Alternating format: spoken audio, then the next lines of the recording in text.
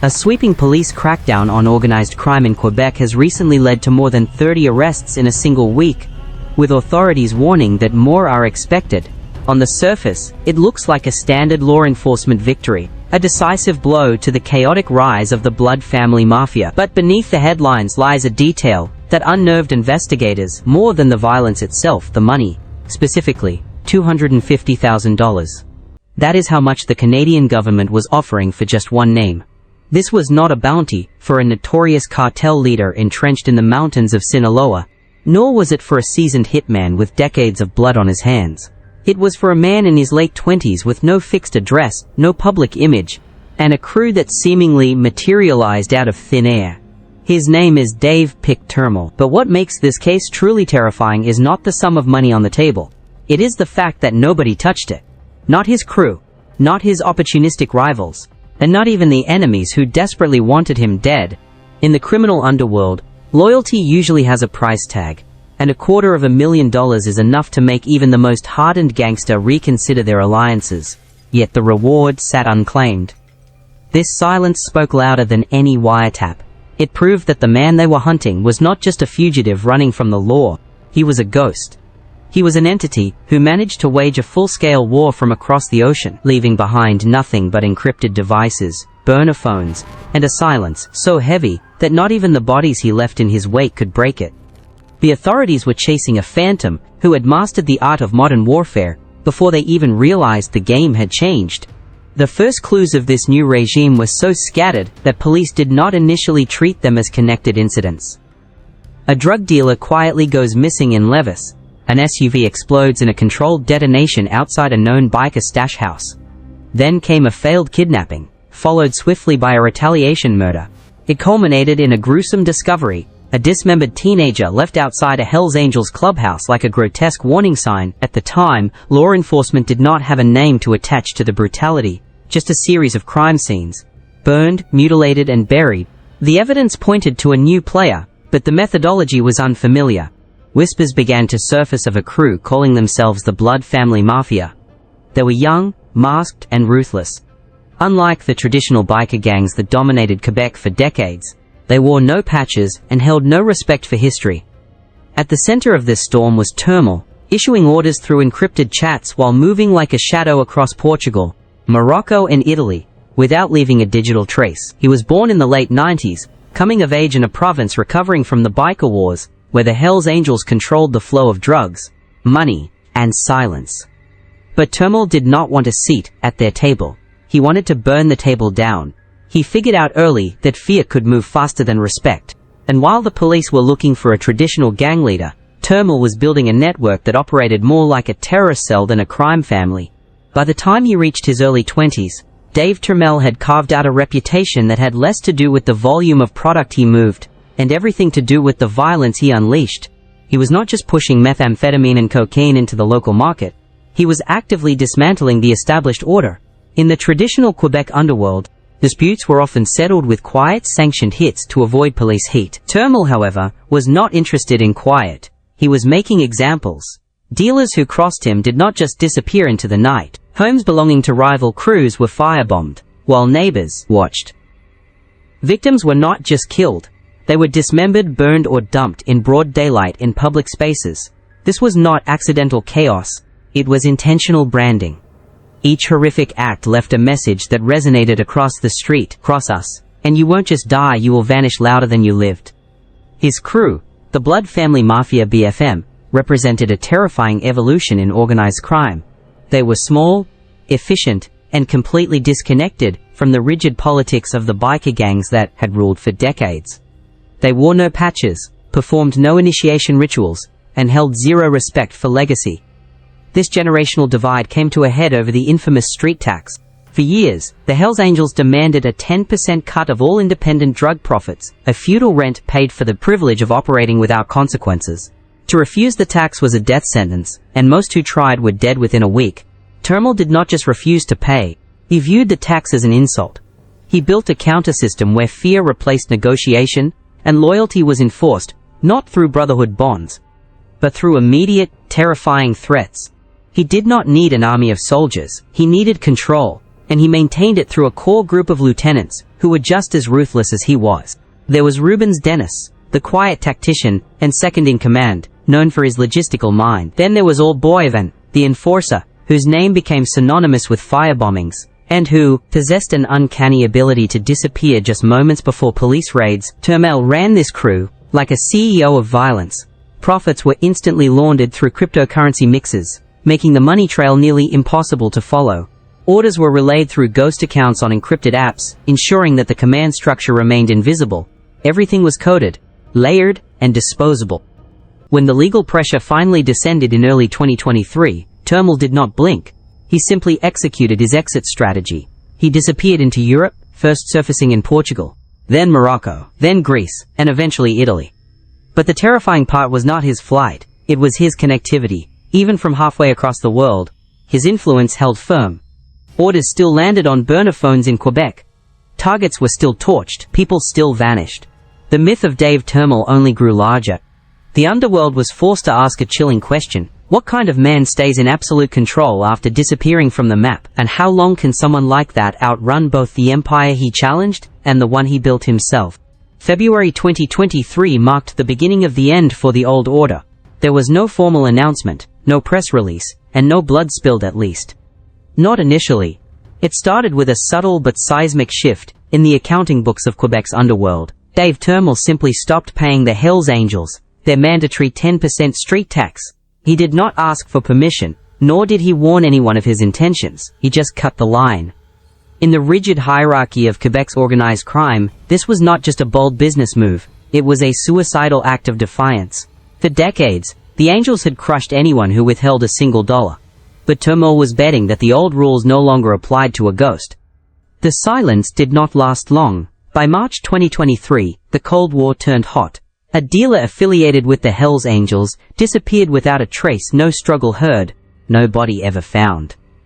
Days later, an SUV linked to Turmel's own operation exploded in a controlled detonation. The timing was too deliberate to be an accident, and the symbolism was clear. Investigators were left scrambling to determine if this was retaliation from the bikers, a warning shot, or Turmel burning evidence, ahead of something much bigger. It was the first sign that this conflict would be fought with military-grade tactics, rather than just street-level thuggery. By the summer, the violence spilled into the open.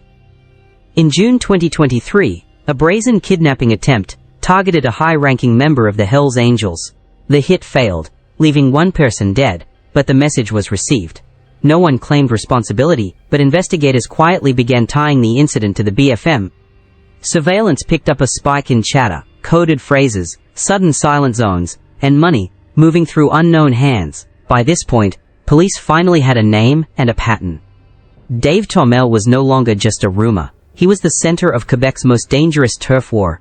But just as authorities prepared to move, issuing public arrest warrants on July 24 for Turmel and Rubens Dennis, the targets vanished. The war did not pause for the manhunt. It accelerated. In September 2023, the conflict went public in a way the province had not seen since the biker wars of the 90s. Molotov cocktails were thrown at businesses in Levis and Beauce, linked to the bikers. The home of Hells Angels affiliate Mathieu Pelletier was torched. There were no casualties, just a searing message written in fire. We are not afraid. The attacks were clean and coordinated, leaving no prints and no digital trails, as if the fires had lit themselves. Then came the blood.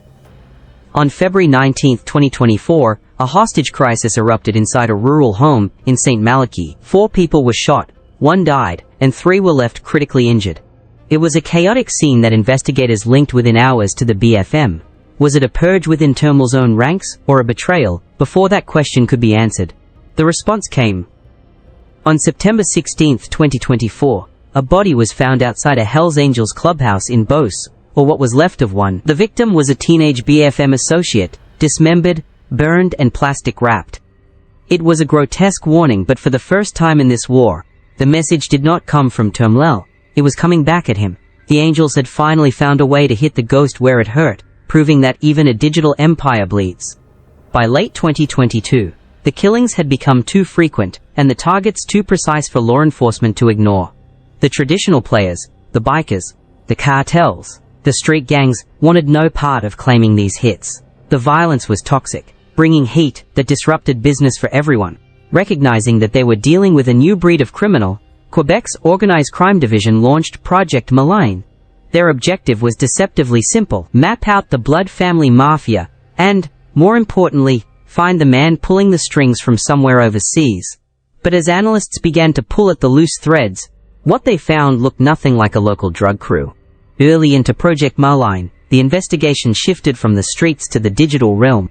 Analysts began tracking unusual cryptocurrency activity, linked to burner wallets that were funneling money out of Quebec.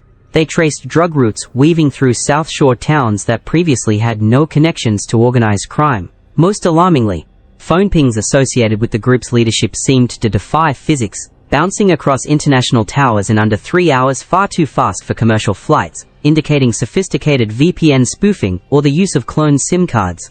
Then came the body dumps: no signature, no taunts, just people gone. This was not about territorial control anymore, it was about proving they did not need permission to operate. Turmel had gone fully underground, and yet he was everywhere.